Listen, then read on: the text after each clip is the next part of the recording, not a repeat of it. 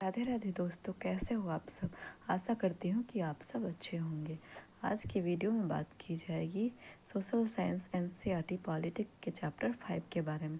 पिछले वीडियो में हमने इस चैप्टर का एक्सप्लेनेशन किया था और आज हम इसके क्वेश्चन करेंगे।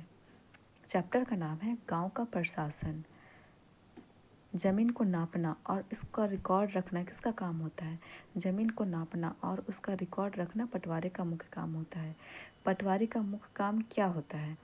ज़मीन को नापना और उसका रिकॉर्ड रखना पटवारी का मुख्य काम होता है। पटवारी किसानों से भूमि कर भी इकट्ठा करता है और सरकार को अपने क्षेत्र में उगने वाली फसलों के बारे में जानकारी देता है। पटवारी को और किस किस नाम से जाना जाता है। पटवारी को अलग अलग राज्यों में अलग अलग नाम से जाना जाता है। लेखपाल, कर्मचारी, ग्रामीण अधिकारी, कानूनगो कहते हैं। जरीब किसे कहते हैं। पटवारी खेत नापने के लिए एक लंबी लोहे की जंजीर का इस्तेमाल करते हैं, इसे जरीब कहते हैं। जिले के उपखंडों को कितने नामों से जाना जाता है। जिले के उपखंडों को कई नामों से जाना जाता है, जैसे तहसील, तालुका इत्यादि। सबसे ऊपर होता है जिला अधिकारी, उसके नीचे तहसीलदार होते हैं। तहसीलदार के दफ्तर में जमीन से जुड़े विवाद के मामले भी सुने जाते हैं। हिंदू अधिनियम धारा 2005 में क्या है। इस नए कानून के मुताबिक बेटियों और उसकी मां को जमीन में बराबर हिस्सा मिलता है। यह कानून सभी राज्यों और केंद्र शासित प्रदेशों में भी लागू होगा। अब हम अभ्यास के प्रश्न करेंगे। पुलिस का क्या काम होता है। पुलिस का उत्तरदायित्व है कि वह अपने क्षेत्र में हुई चोरी, दुर्घटना, मारपीट और झगड़े आदि की शिकायत लिखे तथा लोगों से घटना के विषय में पूछताछ करे, जांच पड़ताल करे और मामलों पर कार्रवाई करे। पटवारी के कोई दो काम बताइए। पटवारी का कार्य जमीन को नापना, उसका रिकॉर्ड रखना, किसानों से भूमि कर इकट्ठा करना और सरकार को अपने क्षेत्र में उगने वाली फसलों के बारे में जानकारी उपलब्ध कराना है। तहसीलदार का क्या काम होता है। तहसीलदार जमीन से संबंधित विवादों को सुनता है। तहसीलदार पटवारी के काम का निरीक्षण करता है और यह सुनिश्चित करता है कि रिकॉर्ड सही ढंग से रखे जाए। तहसीलदार यह सुनिश्चित करता है कि किसान को अपने रिकॉर्ड की नकल आसानी से मिल जाए। तहसीलदार विद्यार्थियों को जाति प्रमाण पत्र आदि भी प्रदान करती है। एक बिटिया की चाह कविता में किस मुद्दे को उठाने की कोशिश की गई है। क्या आपको यह मुद्दा महत्वपूर्ण लगता है, क्यों। इस कविता में इस मुद्दे को उठाने की कोशिश की गई है कि पत्नी और बेटी को अपने पति तथा पिता की संपत्ति में हिस्सा मिलना चाहिए, अर्थात स्त्री को संपत्ति में पुरुषों के बराबर अधिकार मिलना चाहिए। यह एक महत्वपूर्ण मुद्दा है क्योंकि यह समानता के अधिकार से जुड़ा हुआ है। भारतीय संविधान में किसी भी आधार पर भेदभाव प्रतिबंधित किया, लेकिन यह लिंग के आधार पर भेदभाव है। पिछले पाठ में आपने पंचायत के बारे में पढ़ा।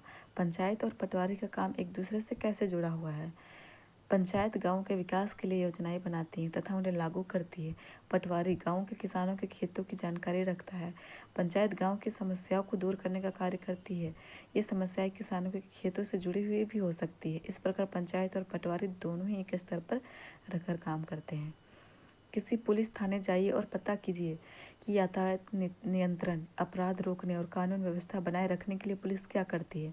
खासकर त्यौहार या सार्वजनिक समारोह के दौरान यातायात नियंत्रण, अपराध रोकने और कानून व्यवस्था बनाए रखने पुलिस अनेक प्रकार के काम करती है, जैसे पुलिस थाने में अपराधियों के फोटो के साथ रिकॉर्ड रखना, दिन रात गश्त लगाना इत्यादि। यातायात नियंत्रण के लिए चौराहे पर पुलिस तैनात रहती है।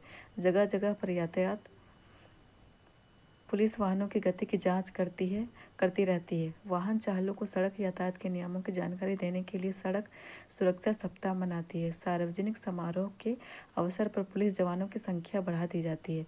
साथ ही पुलिस विशेष निगरानी भी करती है। एक जिले में सभी पुलिस थानों का मुखिया कौन होता है, पता करें। एक जिले में सभी पुलिस थानों का मुखिया उपायुक्त होता है। चर्चा कीजिए कि नए कानून के तहत महिलाओं को किस तरह फायदा होगा। नए कानून हिंदू उत्तराधिकारी अधिनियम 2005 के अनुसार बेटियों और उनकी मां को जमीन में बराबर का हिस्सा मिलेगा। इस कानून से बड़ी संख्या में औरतों को फायदा होगा। पति या पिता की मृत्यु होने पर भी अपना जीवन निश्चितता से जी सकेंगी। यह कानून सभी राज्यों और केंद्र शासित प्रदेशों में लागू होगा। आपके पड़ोस में क्या कोई ऐसी औरत है जिसके नाम जमीन जायदाद हो। यदि हाँ, तो उसे यह संपत्ति कैसे प्राप्त हुई। हाँ, हमारे पड़ोस में कई ऐसी औरतें हैं जिनके नाम जमीन जायदाद है। उनमें से कुछ को अपने पिता या पति संपत्ति के हिस्से के रूप में जायदाद प्राप्त हुई है। नए कानून के तहत महिलाओं को अपने पिता तथा पति की संपत्तियों में लड़कों के बराबर का हिस्सा मिलेगा। सभी राज्यों और केंद्र शासित प्रदेशों पर एक ही कानून लागू होगा। कानून से बड़ी संख्या में महिलाओं को लाभ मिलेगा। यह महिलाओं को अधिक स्वतंत्र बना देगा और उन्हें बेहतर जीवन जीने के लिए समान अवसर मिलेंगे। यह कानून महिला सशक्तिकरण की दिशा में एक बड़ा कदम है और इससे अनेक शोषण को काफ़ी हद तक रोका जा सकेगा। इसी के साथ ये चैप्टर समाप्त होती है और नेक्स्ट वीडियो में इसके नेक्स्ट चैप्टर करेंगे। Thank you.